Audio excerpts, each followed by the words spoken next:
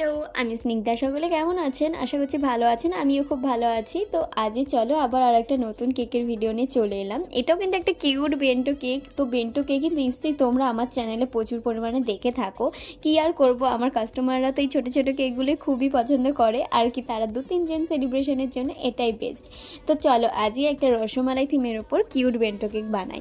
তো এই রসমালাইগুলো আমি মার্কেট থেকে নিয়ে এসেছিলাম। তো রসমালাই কেকের প্রাইস কিন্তু একটু বেশি হয়ে থাকে। তো যাই হোক, যে কাস্টমার আমার এই কেকটা অর্ডার করেছিল তারা আমার রেগুলার কাস্টমার, নিজের ভাই বোনের মতোই প্রায় হয়ে গেছে। তো তাই আর কি, তাদেরকে একটু তো ছাড় দেওয়াই যায়।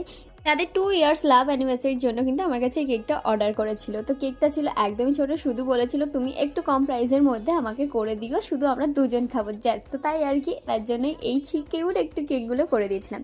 জাস্ট পিস্তা বাদামগুলো দিয়ে ডেকোরেশন করে দিয়েছি, রোজ প্যাটেল দিয়ে ডেকোরেশন কমপ্লিট করে নিয়েছিলাম আর বসিয়ে দিয়েছিলাম।